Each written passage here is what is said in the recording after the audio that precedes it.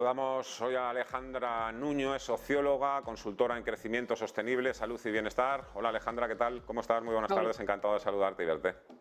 Hola, muy buenas tardes. Un placer para mí estar aquí con todos vosotros. Hay bastante confusión en estos momentos sobre conceptos como la gran dimisión, que parece que está más acotado al mercado americano, y la renuncia silenciosa, concepto que sí que se va abriendo poco a poco paso en países europeos y en concreto en España. ¿Cómo podríamos definir ambos fenómenos? ¿Cuáles son las diferencias? Y por supuesto también cuáles son las causas. Bueno, a ver, tú me dices, porque no quiero entrar en mucha teoría, pero bueno, la renuncia, la gran resignación que la vimos, tuvo un proceso de aceleración sobre todo a partir del 2020, se inició en Estados Unidos y el primero que se refirió a ella como tal, con esta definición, fue el profesor tejano Anthony Clough. Y de repente, ¿no?, veíamos desde el 20, insisto, al 20, bueno, hasta nuestros días, y con especial énfasis en las sociedades anglosajonas, veíamos cómo de repente había un éxodo de trabajadores que, sin tener un plan B, se iban de sus trabajos. Y lo hacían por 4 grandes razones. Probablemente prueba directa de la pandemia. La primera era por un tema de conciliación, lo cual me parece bastante significativo. La segunda por temas económicos, que no es ningún baladí teniendo en cuenta, y estaba escuchando ahora los datos de la bolsa. La tercera porque, bueno, también a raíz de la pandemia vimos un auge de lo que se denomina el yo, es decir, muchos fueron las personas que se dieron cuenta, ¿no?, cuando salían a esos balcones, se dieron cuenta que había un mundo de oportunidades, y gracias a la economía colaborativa, especialmente por la digitalización y por la tecnología, pues muchos fueron los profesionales que empezaron en esa reorganización de prioridades de vida, se dieron cuenta que quizás podían trabajar de otra forma, que podían diseñar sus estructuras laborales, incluso vivir fuera de las grandes urbes e irse a otras zonas, a una diversidad geográfica, al menos en España, que la tenemos y que tanto hablamos de esa España vaciada.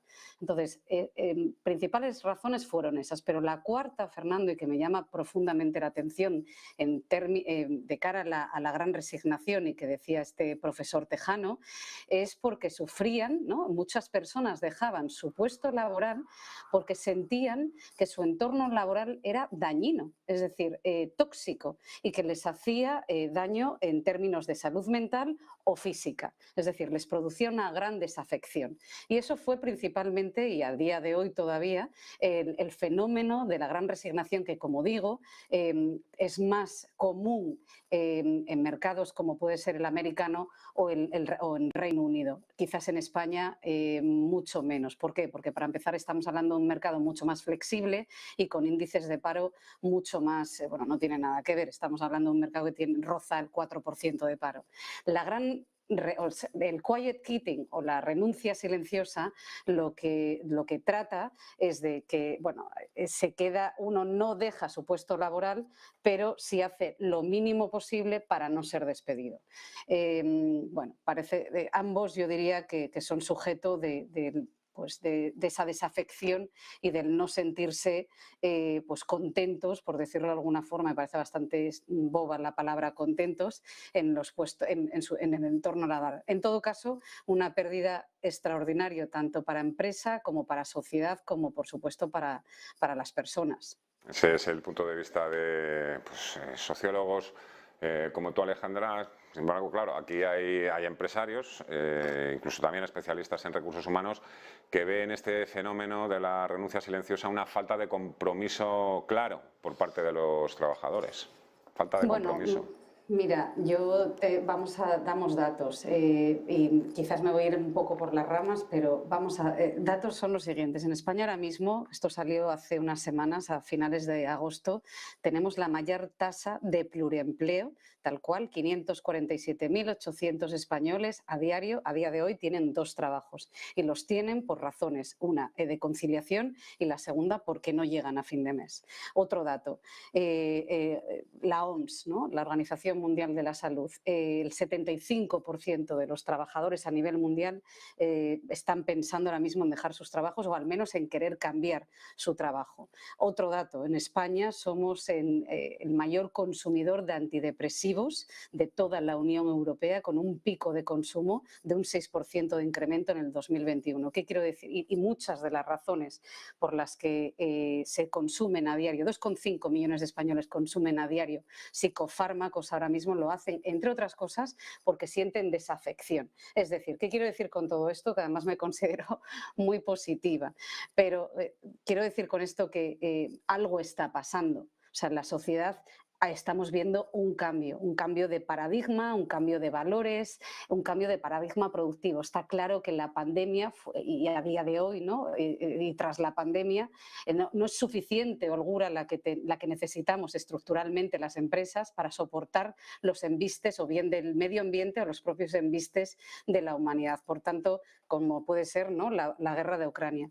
Yo creo que con todo esto lo que intento decir es que debemos de empezar a plantearnos que tenemos un nuevo sistema, que debemos de caminar hacia un nuevo sistema productivo, que quizás lo que llamamos compromiso, progreso o crecimiento está entrando en una nueva visión de estos conceptos que hasta ahora teníamos, porque lo que quizás veíamos como como fuente de riqueza o como fuente de empleo, pues a lo mejor está cambiando.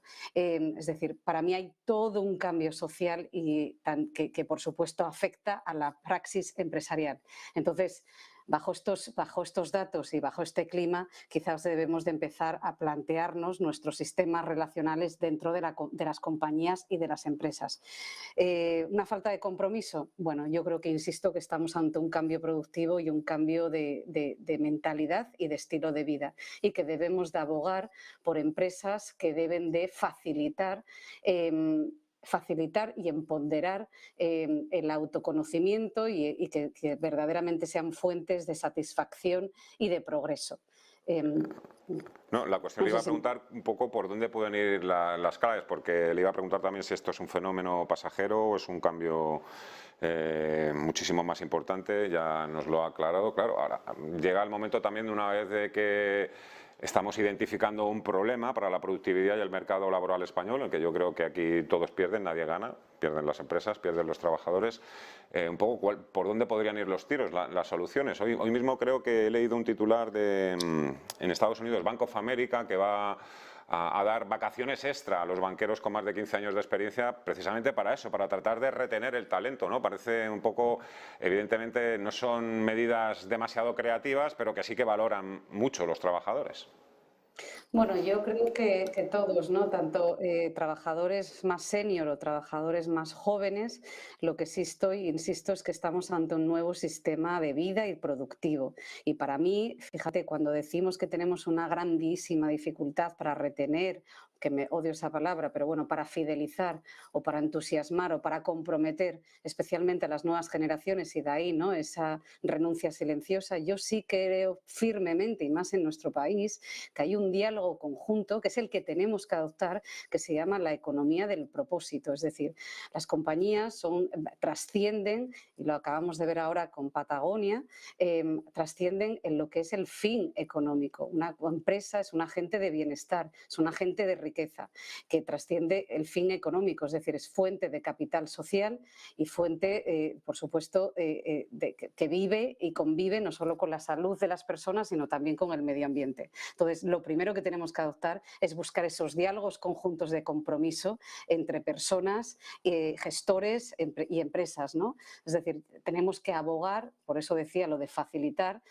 por un trabajo conjunto donde cada uno de nosotros asumimos que somos agentes del cambio, pero que trabajamos en entornos laborales maduros y donde no por ello estamos en contra de sistemas de disciplina, todo lo contrario, pero yo creo que el que esto se hace así porque lo digo yo, voy a ser como muy básica, esto ya se ha acabado desde hace muchísimo tiempo. Entonces, bajo esta visión ya conjunta de que ambos, ¿no? Trabajadores, empresas, sociedad civil, estamos en un nuevo paradigma y estamos en una sociedad que camina hacia un tejido empresarial comprometido con la vida y con el bienestar de las personas y del planeta, pues yo creo que no hay nada mucho más satisfactorio que saber que cada día que te levantas, ¿no?, estás trabajando por el bien común. Para mí eso ya es un discurso que une y quita todas las barreras y que ahí ya trasciende la diversidad de todas las formas, ¿no? Luego, soluciones dentro de los departamentos de personas o bajo esa visión conjunta, pues para mí el tener clarísimo que trabajamos por un bien común, que por tanto cuando trabajas por un bien común se diluyen las barreras y ahí la visión facilitadora en los sectores que se pueda, está claro. Pero por supuesto no puedo entender que no haya facilitaciones de conciliación en términos de horarios. A mí me cuesta todavía, y pienso en varias cotizadas, donde verdaderamente no hay ni un solo día de teletrabajo, y conozco casos donde pues madres con 2 niños o padres que tienen que cruzar medio Madrid. De verdad que estamos en estas, cuando verdaderamente lo que tenemos que luchar es por competir por valor, y para competir por valor y por conocimiento, pues facilitemos la vida de las personas y verdaderamente pongamos, ¿no?, una visión ágil y comprometida, y como digo, que además estamos ante un entorno donde lo único que parece que nos llegan son embistes. Así que trabajemos bajo un bien común, una visión conjunta de salud y bienestar, un compromiso de que vamos más allá y con esa visión de facilitar. Y bajo este paradigma también os diría que cosas tan sencillas, ¿no?, como el don de la palabra, la diversidad en términos que van mucho más allá de la diversidad de género, la facilitación, por supuesto, de conciliación, el empuje al intraemprendimiento como una fuente, un caudal paralelo de fuentes de innovación para organizaciones que a lo mejor no son tan fáciles de cambiar. Es decir, hay fórmulas bastante sensatas que obedecen a este empuje y que además, Fernando, no es una cuestión ya aleatoria, porque toda la sociedad estructural en términos legales, financieros, incluso societarios, se está ya moviéndose hacia ese empuje y reconocimiento de las empresas comprometidas. Y ahí tenemos un dato, que las B Corp en España tienen un 30% más de rentabilidad o han crecido un 63%. Es decir, es que no es sujeto, no es opcional. O sea, la propia Unión Europea ya ha puesto un marco legal que entre otras cosas afecta a muchas más empresas, donde tienes que reportar tu capital social. Como os digo, España, junto con Italia y como Francia, dentro de poco va a tener una nueva figura societaria que serán las SECIC, las sociedades de beneficio e interés común. Es decir, todo el conjunto está ya trabajando, ¿no?, para empujar al desarrollo equitativo y a un nuevo tejido empresarial que, como os digo, para empezar, por encima de todo, trabaja con un diálogo conjunto y una visión conjunta de que las empresas y, por tanto, las personas trabajamos todos por un bien común que se llama vida. Y, por tanto, trabajemos en coherencia con la vida, porque no podemos estar pues con cosas, con minucias, como por ejemplo pues conciliaciones en horarios. No sé si me he explicado con Sí, yo creo suficiente que claridad. perfectamente bien. Además, aquí está todo el mundo atento a lo que estás diciendo, porque efectivamente parece que solo importan los números, no las personas, ¿no?, de carne y hueso. Y lo digo yo, que me paso todo el santo día hablando de números. Es que hay algunos datos además que has dado que me han impactado, ¿no? Lo del consumo de antidepresivos por parte de 2,5 millones de personas todos los días en este país para sobrellevar el día a día en el trabajo me parece tremendo, ¿no? Que haya que llegar un sueldo a casa a costa de que te estés fastidiando, por no usar otra palabra más fea, la salud. Por último, Alejandra, ¿se puede medir la renuncia silenciosa en términos económicos, el coste en términos económicos? Bueno, es que tenemos varias tasas también, por ejemplo, tasas de absentismo, miden claramente. Yo os decía antes lo de medicación, para mí la desafección, y entre otros vimos también, o sea, hay un tema, cuando hablamos de renuncia silenciosa, mi gran pregunta, y vimos los datos y tú decías que estáis constantemente, ¿no?, trabajando con números y con datos, pues yo creo que fue la semana pasada cuando vimos los datos de pérdida de calidad, ¿no?, que sacaba de la OCDE. Una de las grandes para mí más inquietantes situaciones que podemos estar viviendo, y especialmente en algunos sectores, ya no es la renuncia silenciosa, que es una pérdida de productividad para todos, sino es cuántas personas pueden estar en riesgo aun estando en nómina o, por ejemplo, con pensiones. Es decir, a mí lo que me preocupa profundamente, y probablemente muchos expertos y empresarios, y conozco muchas empresas que ahí, por ejemplo, están haciendo grandes trabajos, como la empresa Firma 4 en Sevilla, es cuántas personas, a pesar de tener una nómina, no van a ser capaces de poder llegar a fin de mes, pero en cosas ya súper básicas. Hablamos de la dificultad que tienen a lo mejor para poder pagar la luz o el gas este invierno. Ayer salía unos datos de Cruz Roja de la situación de gente joven. Mira, es un dato también global, pero en Los Ángeles, que es la ciudad de los Oscars, ahora mismo hay 16.000 personas que están viviendo en coches y que tienen nóminas y que tienen pensiones, pero no se pueden pagar un alquiler. Es decir, ¿cómo podemos medir la posible precariedad en la que estamos viviendo? Y te voy a decir una cosa, y aquí también me mojo muchísimo, pero quizás es que no podemos seguir, especialmente en España, con frases como con factura, sin factura, pero usted cobra por su trabajo. Yo creo que la pérdida de la cadena, la pérdida el modelo low cost daña profundamente un país que invierte en innovación, que invierte en diversidad, que invierte en talento. Es muy complejo. Entonces, lo primero que tenemos que responsabilizarnos absolutamente todos es en intentar ser conscientes de que con nuestro consumo, es decir, el consumo, lo que compro todos los días, puede ser un acto de lo político, y cómo trabajo e intentar que proveedores y trabajadores, sé que esto es muy difícil en el momento que estamos viviendo, pero hacer todo lo que esté en nuestra mano, barajando, insisto, puentes intermedios para que paulatinamente podamos trabajar con unas condiciones lo más dignas posibles, porque de lo contrario caemos en riesgos de precariedad y de exclusión social. Mira, si antes hablábamos de esas cotizadas donde alguien tiene que cruzar medio Madrid para llegar a su trabajo 5 días a la semana, yo os pregunto cómo lo harán aquellas personas que, por ejemplo, están en sectores donde literalmente a lo mejor ya no se puede pagar más porque es lo que nos toca en cierta forma, y sin embargo tienen personas a cargo con Alzheimer o con dependencia. Es decir, es complejo, por tanto no podemos seguir diciendo con factura o sin factura, o si usted trabaja por su trabajo, si cobra por su trabajo. Seamos responsables todos en un reparto optimizado y equitativo en lo que esté en nuestras manos ahí con recursos, con el reparto de recursos y con beneficios.